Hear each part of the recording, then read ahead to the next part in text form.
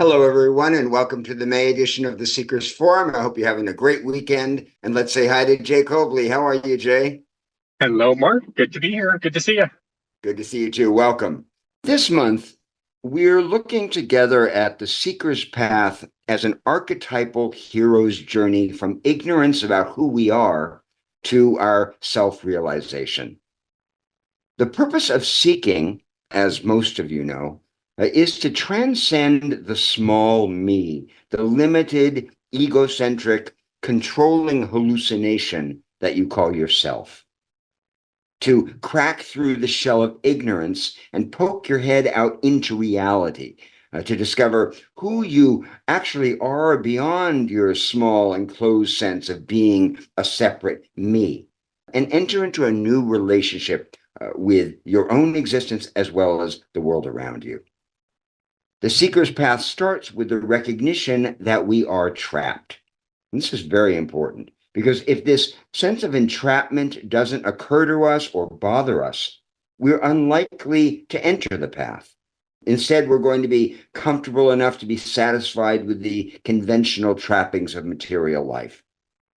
Now, there's nothing wrong with material life, of course, but seekers are people who don't find final satisfaction there. We're just too wounded, too uncomfortable, insecure, and in need of healing and answers to the deep questions that unsettle us. Seekers tend to be curious, discontented people, the sort of folks who yearn to grow and learn and not miss out on our lives or sell ourselves short as spiritual beings. The great psychologist Abraham Maslow, who was the godfather of positive psychology, believed after interviewing thousands of subjects for his studies on peak experience that, quote, the story of the human race is the story of men and women selling themselves short, unquote. People drawn to spiritual life are determined not to do that. We're committed to not sell ourselves short, to question our assumptions, test our limits, and devote ourselves to find out who we actually are beyond the trappings of personality and biography. Seekers are compelled by the question, who am I? Who am I? Who are we? This mysterious being on this mysterious planet. Since the dawn of time, there's been a certain type of human being who's been particularly magnetized to this basic inquiry. The Oracle of Delphi in ancient Greece said, Gnotha Seaton, know thyself. And this instruction echoes across traditions and is the seeker's rallying cry. It's our reason for being, to not be deceived into missing the most urgent, mysterious, satisfying, and also necessary endeavor of a human lifetime. And that's the endeavor to know ourselves. We, as seekers, don't want to get stuck at the salad bar of life, so to speak, and never get a good, square spiritual meal. We know that missing out on the opportunity to know ourselves is to waste a precious opportunity that only becomes more urgent the older we get and the closer we become to our own mortality. Now, as an archetype, the seeker contains certain qualities that make it uniquely heroic. But before we get into that, let's look first at what an archetype actually is and what we mean by heroic in this context. Archetypes are universal inborn models of people, behaviors, and personalities. The Swiss psychologist Carl Jung, who popularized the study of archetypes, described these models as archaic forms of innate human knowledge passed down from our ancestors. Archetypes are part of the collective unconscious, he believed, and inherited in much the same way that we inherit instinctive patterns of behavior.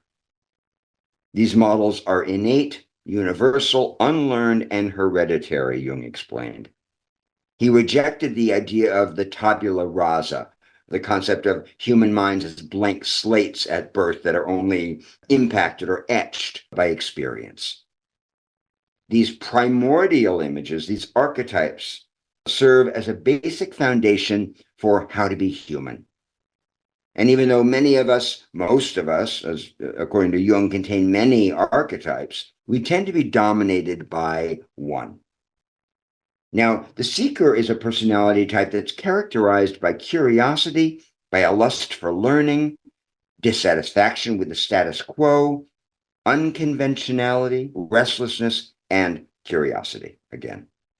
The seeker, which Jung called the explorer, tends to have a rich inner life that may not always be understood by the outside world, by the people around her or him. And that's why seekers can seem capricious, mercurial, or just plain odd to folks around them who can't quite make out the seeker's compulsions and dissatisfactions and enthusiasms. At its best, a seeker's inquisitiveness will come across to others as humility, since the seeker tends to appreciate that everyone he or she meets can teach them something of value. At its worst, though, the seeker's habitual questioning can translate as impatience, as desperation, or even self-righteousness. I suspect that lots of folks listening to this will know exactly what I'm talking about. This sense of being other, of being misunderstood, being an observer, not quite fitting in, marching to a different drummer. These are all code ways of saying that a person belongs to the seeker archetype. So let's turn now to what makes the seeker's journey heroic. Heroes are people who confront their fears, overcome challenges, and mirror the human condition of facing adversity and striving for self-actualization. That's the true meaning of a hero. It's not somebody who beats his chest or necessarily undergoes superhuman feats. In fact, the hero is connected to this drive towards self-knowledge that we're talking about. According to the traditional hero's journey, the experience begins when the person in the so-called ordinary world receives a call to adventure. After that, the hero in progress will refuse the call, meet a mentor, cross the threshold into her journey, face obstacles, including her inmost cave, overcome the supreme ordeal, and eventually return to the ordinary world with the boons that she has earned on the path. Joseph Campbell, the great mythologist and scholar of comparative religions, explained that the hero's adventure generally begins with someone who feels something has been taken from them, or that there's something lacking in the normal experience that's available or permitted to the members of a society. After that moment of realizing that life as they've been taught to live it does not satisfy them, the hero, quote, takes off on a series of adventures beyond the ordinary, either to recover what has been lost or to discover some life-giving elixir, Campbell writes. It's usually a cycle, a coming and a returning. When you consider these steps on the hero's journey, you really do come to see the strong parallels with the seeker's path. As seekers, we start out in the ordinary world, quote unquote, which is the domain of our self-enclosed stories, the version of reality in which we're taught to be separate selves in a material world where our primary job is to build up the strongest ego possible in order to triumph in a dog-eat-dog atmosphere. As seekers, many of us were aware at a very young age that there was something deeply wrong with that worldview. Something about it just wasn't quite right, even though we might not have been able to articulate what that was. At some point, the seeker then receives a call to adventure, something that wakes her or him up to the urgency of seeking answers. This call may arrive in the form of a life-changing crisis or some turn of events, either positive or negative, that make it necessary for us to figure out who we are and what this experience of life is actually made of. We see that our lives depend on venturing into the unknown and discovering what awaits us there. This unknown zone may be the external world or the internal world. It can be an outer journey or an inner expedition. Often for seekers, it's both. There's a time when we leave our familiar environment, our physical surroundings, but of course it's an inner journey simultaneously. There's a parallel journey happening within. As Joseph Campbell put it, quote, we must be willing to let go of the life we planned so as to have the life that is waiting for us, unquote. But before that happens, most of us are likely to refuse the call, right? And that's what most heroes do. It's what most seekers do. I don't know a single person on a spiritual path who has never hesitated or doubted or questioned their own motives or even their common sense on the path of self-knowledge. And that's especially true in the West, where being a seeker means swimming against the tide of secular materialism, where spiritual pursuits are generally looked at with skepticism. On a consumer level, this skepticism, this antipathy has changed a little bit. It's no longer so strange to say you're going on a meditation retreat or a yoga retreat. But when it comes to our deep cultural ethos, in fact, very little has changed at all. The spiritual perspective is still seen as fringe and mocked by the intelligentsia.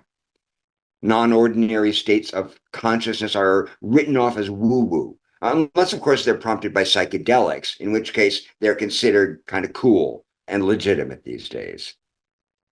The widespread prejudice against a spiritual perspective, combined with the fear of confronting ourselves, makes it perfectly understandable that a lot of seekers refuse the call to adventure. What's more, spiritual life is mysterious, and mysterious things, of course, tend to scare us. Who knows where the spiritual path might lead? There are very few clear markers of progress, and even when it is going well, our practice, wherever our seeking happens to be taking us, the life of a seeker is an ongoing journey until we die.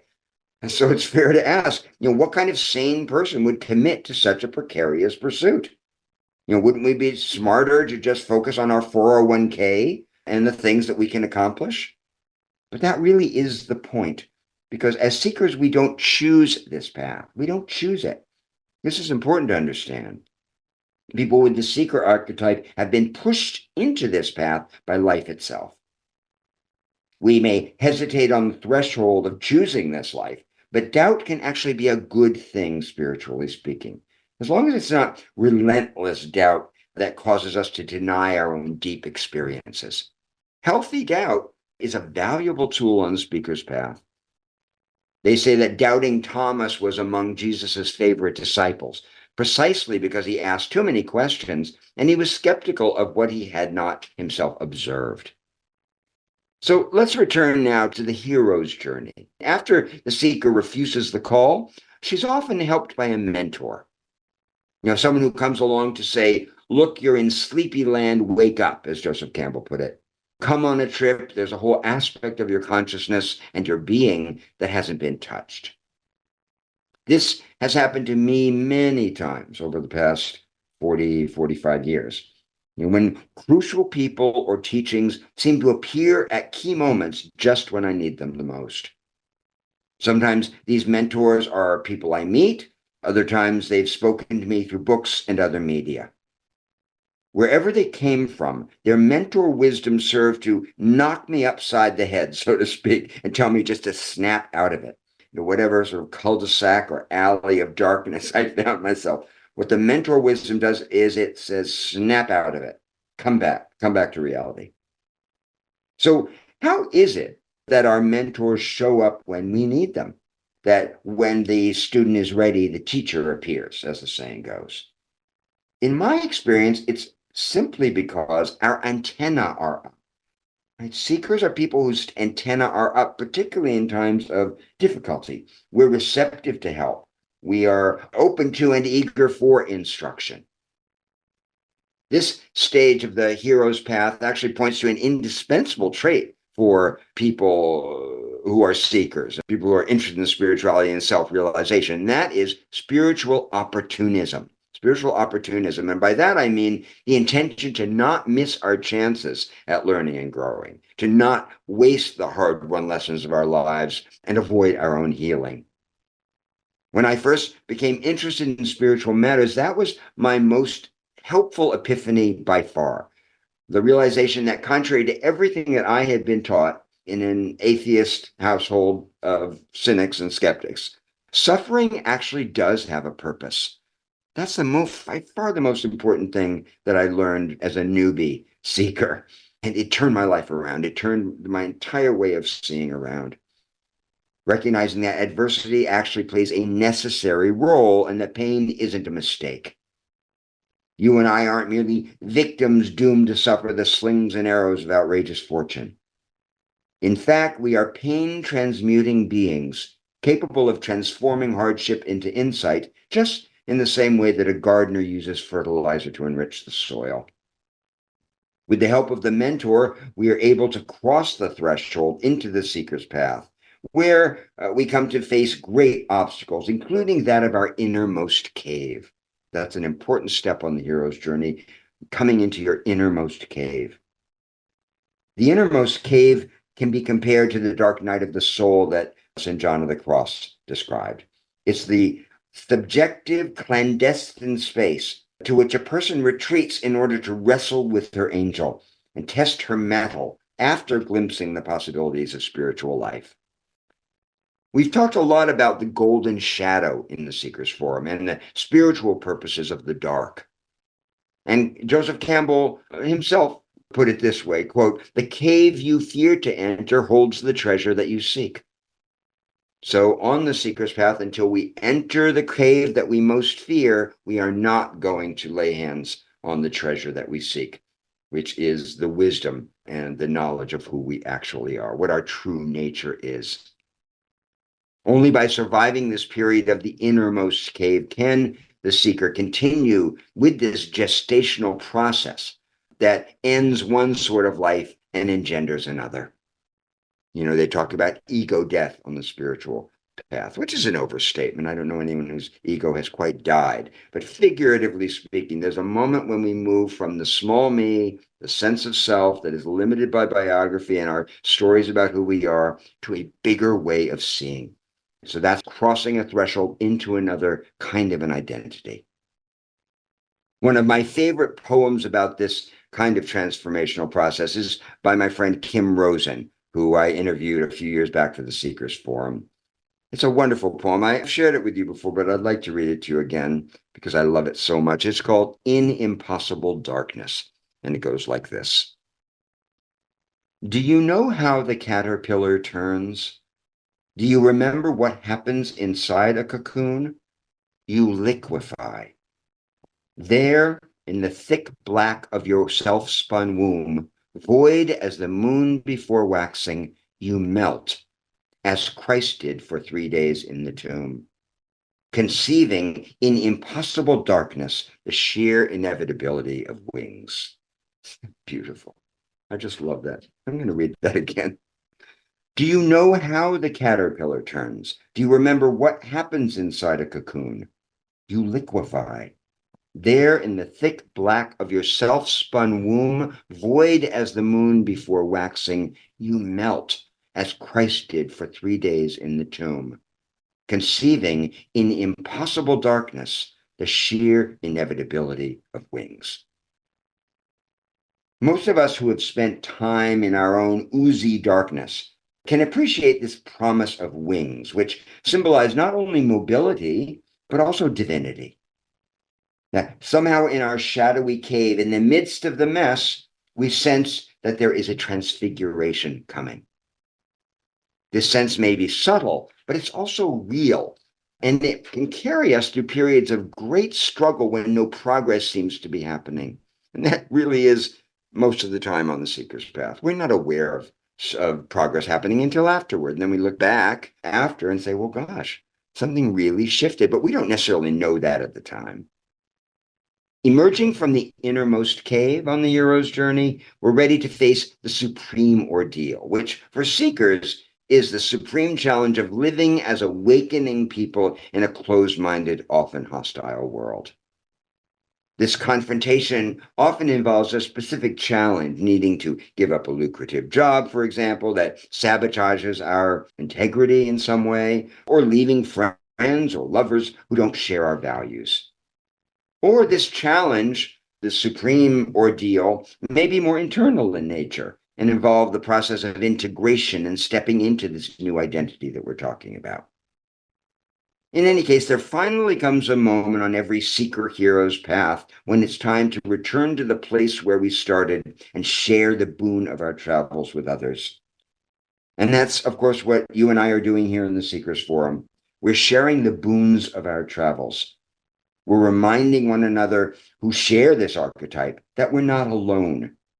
Even though the path is often solitary, Your struggles are my struggles, and vice versa. We come to believe in the possibility of one another's awakening and to hold that vision, which is so difficult and rare in the world we live in, to have people who recognize the highest in you and want that for you and are willing to support you in that process of moving toward healing and awakening.